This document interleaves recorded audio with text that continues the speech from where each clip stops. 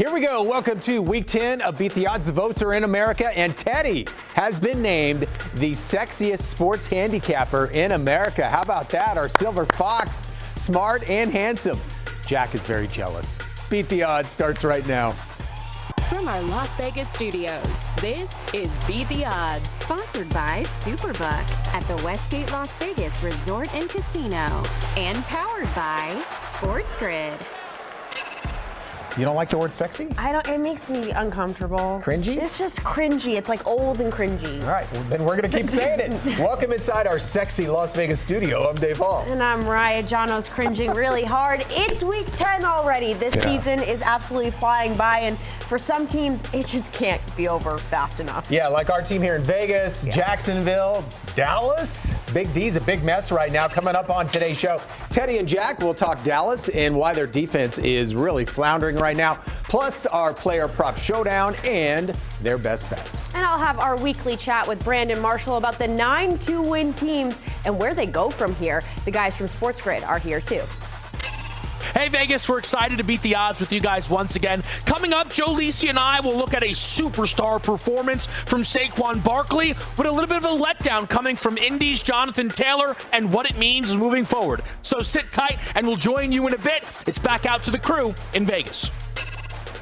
The crew with the sexiest sports handicapper in America. Right there. All right, it's right there. They took out the bikini contest. That's what beat me. So otherwise, Wow. I'd been fine. Jack, you were a distant 95th. Don't worry. Exactly. You were right there. I'll tell you, though, what's been also really, really nice and sexy for the general public are these favorites doing really, really well. I mean, straight up and against the number, right, Teddy? Sure. What do you got? 96 and 56 against the spread over the last, I think it's 6 weeks. So, yeah, the favorites have done very well in recent weeks. But we talk about shockers and stunners. Certainly, last week there were a good handful. How about this?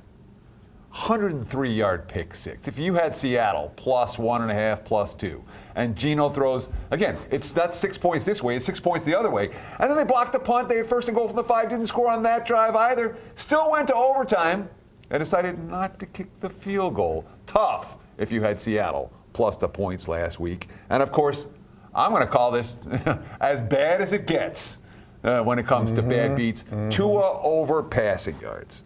He was sitting at 254 yards with 5 seconds left. The total is 243.5. You can't possibly lose this bet unless you throw a pass and then they throw another pass and then Jalen Waddle runs 20 yards in the wrong direction. Tua's total stays under after being 11.5 yards over prior to the, I mean, as tough as it gets. Yeah, I'll tell you, though, the fact that we've had to dive into player props to get there shows what a good week it was. I mean, as far as having those bad beats, which we talk about every single week, we're now down to a pick six. By the way, I had the Los Angeles in that, so that was actually a good thing for me. It had Miami, didn't care about the whoop-de-woo at the end. But yeah, it wasn't as bad as normal, but yeah, those certainly would hurt. Is that the official term, the whoop-de-woo? It's called pitchy-pitchy-woo-woo. Okay. Honestly. Wow. Well, let's talk some stunners from last week. Pitchy, pitchy, woo, woo. How about Derek Carr? Derek Carr returns for New Orleans, and they're touchdown favorite to Carolina. They still lose the game, and the coach gets fired after. That's not a good week. And of course, win but don't cover. Those are the most frustrating ones when you have the favorites. What do you had? KC did that versus Tampa, Tennessee versus New England, Philly versus Jacksonville, Buffalo against Miami. All win, no cover. Yeah, some of these coaches this time of year are on the clock. I mean, if they do not win or they have the wrong type of loss, they're going to be gone. And I'm sure we'll, over the next couple of weeks, take a look at how can we take advantage of that. Sometimes there is that first game interim coach bump that you'll get out of a team and or quarterback. And so we'll be able to hopefully take advantage of that going forward. Yeah, potentially. And of course, one more thing to consider when we talk about Week 9 and what we just saw, some of the injuries, and they matter a lot from a point spread perspective. Let's talk about Dallas. We're taking Dak Prescott out of the equation and putting Cooper Rush in. 4 to 5 points minimum. Same thing with Jacksonville. We don't know yet if Trevor Lawrence is going to play. The difference between Trevor Lawrence and Mac Jones in a point spread, 4 to 5 points minimum. The running backs don't matter. Look, Christian McCaffrey expected back this week for San Fran. He's worth exactly a goose egg to the points. Most important thing there, because the general public will absolutely react to that when they get a star running back come back that's so vital to his team. But from a line perspective, you're almost getting value playing against that team because the general public will pile in on that team that gets their player back. Is that the betting version of the pitchy woo? Pitchy woo. It was late when they start tossing it around, and everybody who's got money on the game's like, oh my gosh, what are they going to do here? Yeah. I had Miami in that game, and all you're doing is please go down, please go down, please go down. We need a tackle here. Yeah, and he went down. Yeah. Bad news for Tua overbetters, though. Well, you guys were talking about it. After a big start for the underdogs this season, it's the favorites who are dominating now. Mariah is at the Superbook Westgate, Las Vegas with more. Thanks, Dave. I'm here with EVP of Superbook Operations, Jay Cornegay. Jay, let's go back to last week before we get into anything else. I know favorites are coming up big once again, so how did you guys do here overall? You're exactly right. Favorites went 11-2 straight up. I believe they went 8-3-1 against the spread. So well, not great results again for the sportsbooks. That's like 5 weeks in a row that the sportsbooks have had disappointing results. We're wondering where Parity is because it seems like she's on vacation. We'd like to see her back and get a little bit more mixture of results between the underdogs and favorites. She's taking a holiday break, but the trade deadline just passed. Any of those moves, moving the lines or futures odds? We were prepared for it. We were expecting some bigger names to be traded, but that didn't happen. We only had a couple of skilled players that changed teams. Lattimore moving from New Orleans to Washington was probably the biggest impact, but not enough to change the lines. And heading into the weekend, any early action you're seeing? We're seeing a lot of early action heading into Week 10 across the board. We've seen some on Jacksonville, certainly Miami, and Aaron Rodgers' team out of New York is also receiving some attention. And Denver, believe it or not, despite their poor performance against Baltimore, receiving some early action on them. All right, Jay, thank you so much. Dave will send it back to you in studio.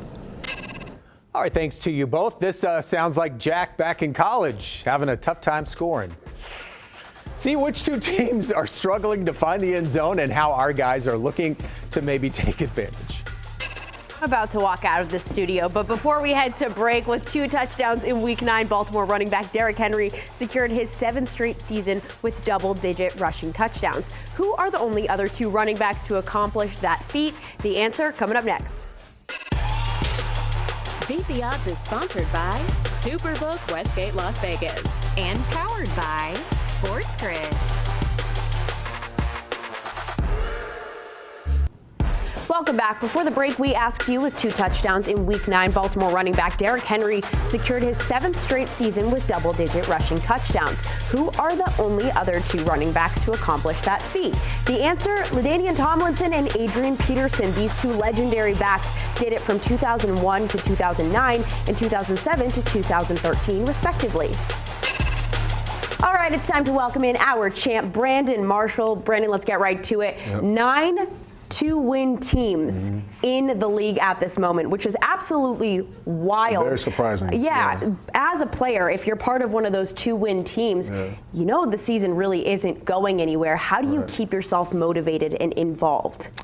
It's tough. You know, obviously it's all individual incentives at that point, right? Playing for contracts, playing for money, just playing for pride because you love the game, you love the sport, and you care about the way you play. But you understand all the team goals are pretty much out the window. Coaches are going to try to excite the guys as much as they can to get them, motivated to continue to play hard. But at the end of the day, we're playing for the money, our families, and our pride. And we've heard Max Crosby even talk about that as of late with his team struggling. But of those 2-win teams, are any of them surprising to you that they're in this situation? Yeah, I'm going to have to go with Miami and New Orleans, right? Both of those teams are surprising, especially how, New Orleans started, right?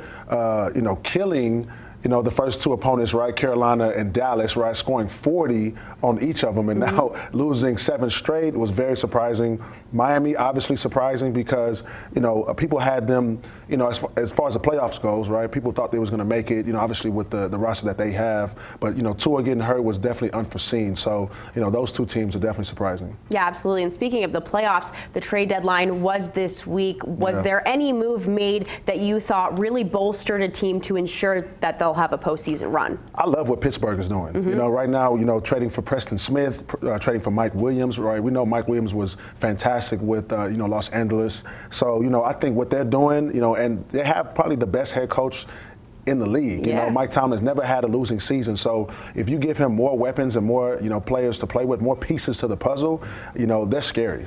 Yeah, it really is something to watch for. All right, Brandon, thank you so much. And It's not sexy, but betting unders is a good way to cash tickets. Jack has more on that. Yeah, so this segment, we've been pretty dialed in and being able to identify some trends to be able to take advantage of over the next couple weeks. And, you know, if I was talking earlier, but I used to, when I was single, I would go out in college and I had a couple of guys I ran with. One of them, super good looking dude. All the girls liked him. The other one, total idiot. Didn't matter if it was penny beer, what, he was going home alone. That one was you, right? No, I'm in the middle. I'm trying to get him to bring him in so that I can kill him with my personality, which rarely worked. Anyway, there's teams right now in professional football that are one of these two. Some can score on just about anybody, and others can't score on anybody. And so identifying those, we can take advantage of. Let's start with the teams that are going to have trouble getting the ball in the end zone no matter what.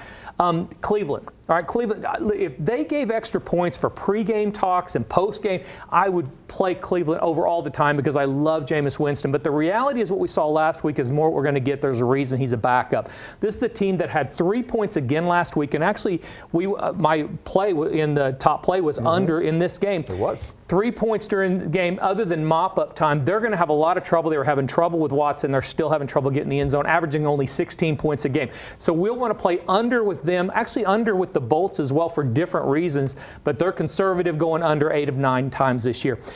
The team that's scoring against just about anybody might surprise teams. It is also Baltimore, but this Tampa Bay team, even with the injuries at receiver, they're getting it done and getting the ball in the end zone. Baker Mayfield having a career year, 30 points per game on the year, and they're going inside out now, throwing it to Ottenell off their tight end and running the ball more effectively. So let's look to play them over the next couple weeks. Big personality. I'm in the middle. I'm like Los Angeles or Philadelphia. Somebody that sometimes I go high, sometimes I go low. I'm just looking for the right situation. All right, Teddy, what about you? Well, let's talk about defenses. You're talking about offenses, Jack. I'm going to talk about defense. And in particular, let's talk about bad defenses. I've broken them into 2 categories.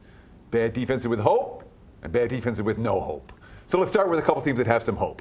New Orleans has certainly had a pretty dismal run over the last 7 games, losing all 7 of them. That being said, you look at their schedule moving forward, weak slate of opponents, and they have plenty of talent. I think New Orleans defense has potential to improve. And LA, Sean McVay's team, last week, 3 interceptions, 7 sacks in that overtime win at Seattle. Again, we're not talking about elite defense, but I think LA has a decent chance to be a decent defense down the stretch. We talk about defenses with no hope, however. Well, Dallas, they're standing out on the list. They're number 29 in yards per play allowed out of 32 teams. And Mike Zimmer, let's be honest, in his last stop, his defenses were figured out. That hasn't changed in this stop in Dallas. I do not see that defense getting much better down the stretch. And Tampa, dealing with cluster injuries in the secondary, number 31st in yards per rush allowed. They may be good on offense. Jack, they're bad on defense. I bet Teddy was bringing the girls to the yard back in the day. Oh, yeah. No doubt about it. Hey, that Dallas D, they told me to wrap it up. Moving on. That Dallas D will have a huge challenge this Sunday. A fella named Saquon Barkley. Here is Sports Grid with more on that. Kevin Walsh and Joe Lisi here, taking a look at some of the standouts from this past week of football. And we have to go to primetime Thursday, where we saw Garrett Wilson shine for New York in a huge win against Houston. When they brought in Davante Adams, we wondered what it would do for Wilson's production. I think it's becoming pretty clear he should still be their number 1 option. Absolutely, and 2 amazing one-handed catches to give the New York football team the win on Thursday night. He stepped up. Teams can no longer double-team both Davante Adams and now Garrett Wilson. Look for him to progress. Rome Odunze, the Chicago wide receiver, had a breakout performance against Arizona. Yeah. That's the next team up. Arizona playing very well, but expect Garrett Wilson to step up this weekend, Kev. Now, a guy who stepped up this past weekend, my goodness, Saquon Barkley. I mean, look, a little personal touch in the building. He was also a best bet. And he blew through all expectations, superstar style against Jacksonville. He gets his first taste of playing Dallas in a Philly uniform. What can we expect? Well, just a duplicate performance of what he did on Sunday against Jacksonville, not just in terms of running the football. We saw the big reception for a touchdown, the dynamic hurdle, an amazing run, and he's facing off against the Dallas defense, Kev, that 2 weeks ago allowed 227 rushing yards to Jordan Mason in San Francisco, and last week in the 27-21 loss to Atlanta allowed Bijan Robinson to break out for 88 yards. Yeah. Expect Saquon to to eat this weekend. I'm curious if he can keep up his production in the receiving game week over week, because Dallas has been really poor against backs inside that passing game. Something to definitely keep an eye on. Not a superstar, but someone who did play well was Mason Rudolph for Tennessee. 2 touchdowns and 240 yards in the win. Can Tennessee be feisty moving forward with Rudolph? I think they can, and as long as Calvin Ridley emerges in terms of the passing attack, did have 73 yards this past weekend, 2 weeks ago in the loss to Detroit, did receive for over 100 yards. As long as he breaks out, Mason Rudolph should put up numbers, but they're facing a red-hot L.A. defense and Jim Harbaugh that shut down Jameis Winston. We'll see how it plays out. I'm wondering if they can lean on Pollard. They were able to do that against New England, had over 125 on the ground. Sometimes that run game can be a quarterback's best friend. All stuff that we will continue to keep tabs on. Joe Lisi and Kevin Walsh. You're watching Beat the Odds, sponsored by Superbook at the Westgate Las Vegas Resort and Casino, and powered by Sports Grid. All right, flying high above the home of Beat the Odds right here in Las Vegas. Scan that QR code for a little look-see into our website, beattheoddstv.com. Now let's head back to the guys at Sports Grid. Kevin Walsh and Joe Lisi here, looking at some of the letdowns from this past week of pro football action. And you got to go to Dallas, who's been a letdown all season long. Well, one thing that I think has been particularly puzzling, Joe, CeeDee Lamb. Again, we're seeing Dallas lose a lot, trail often. You would think that would lead to monster performances from CeeDee Lamb. But once again, they trail all game against Atlanta, and Lamb doesn't really do much in another Dallas loss. Yeah, it's amazing, Kev. They do have inconsistency in terms of the rushing attack. Rico Dowdle and those handful of backs are not getting it done. They're in long third down situations, and the secondary wide receivers such as Jalen Tolbert not taking the pressure off of CeeDee Lamb. But he is going to face off against Philly in a division rivalry game this coming weekend. And he has a veteran quarterback, Cooper Rush, that has produced in backup roles before. CeeDee Lamb is still the main option and should be valued this weekend against Philadelphia. And look, some people may say, oh, come on, you're crushing the guy. The week prior, he had over 140 yards. That is his only 100-yard game this season. Again, they are trailing in most of these games the entire way. Yeah. I feel he has been very underwhelming, and with their star quarterback Dak looking like he's going to miss some time, I'm not sure it gets any better. How about Indianapolis? They play a big one in prime time. With all the talk surrounding the quarterback room, they go with Joe Flacco. You figure, well, at least they can rely on the run game. They could not. Jonathan Taylor came up way short against Minnesota. Yeah, Minnesota stacked the box and forced Joe Flacco to beat them over the top. He couldn't do it. He was sacked and pressured multiple times in that loss on Sunday night. And they're facing off against a red-hot Buffalo team that dominated Miami in the second half. Now, they did allow 4.8 yards per carry, but I'll say this, Kev, Jonathan Taylor might have benefited from the mobility and athleticism of former quarterback Anthony Richardson that did not play last Sunday night. If Anthony Richardson was in that lineup, Jonathan Taylor might have better success. No disagreements here, Joe. None here. Speaking of a mobile quarterback, Kyler Murray didn't do a lot, but Arizona was successful. Just kind of a speed bump there for him? Yeah, with defensive effort against Chicago, they held Chicago to 3 field goals and 9 points. They've won 3 straight. Kyler Murray will bounce back. Arizona is starting to look like a real playoff contender in that conference. We'll keep our eyes peeled. All right, one has brains, the other has, what do you have, Jack? Just domination. All right, it's our player prop showdown. Today you guys are debating Travis Kelce. Yeah, this show's so flattering for me. We got to talk about Travis Kelce under 56.5 receiving yards this week. It's an inflated number. He had 14 catches on Monday night. So what does that mean? Short week, inflated number. And I just talked about how Tampa's defense is bad. The defense this week, a lot better. And, of course, he's 35 years old. He's no spring chicken, 28 catches the last couple weeks. I think that there are issues there. 2 meetings last year, KC combined 28 points. So it's not like their offense worked against Denver. And Denver defense in top 5 in yards per pass attempt allowed. We'll take Kelce under. Yeah, I was at one of those games last year. It was very, very cold. Nobody was catching the ball. Clearly, either Taylor Swift emailed the coach and said, let's get the ball to Travis some more. Or they just decided that we're going to work inside out. We need to get him the ball. Shuttle passes in the middle. We're going to make him part of our running game, which is what's happened. Lots of touches will be more yards. I'll take over the total. DeAndre Hopkins also opening up the field. Thank you, Dave, so much for All having right. me. What a guy. Can Aaron Rodgers put together a win streak? Can Chicago cover a big point spread? Best bets with these two are next.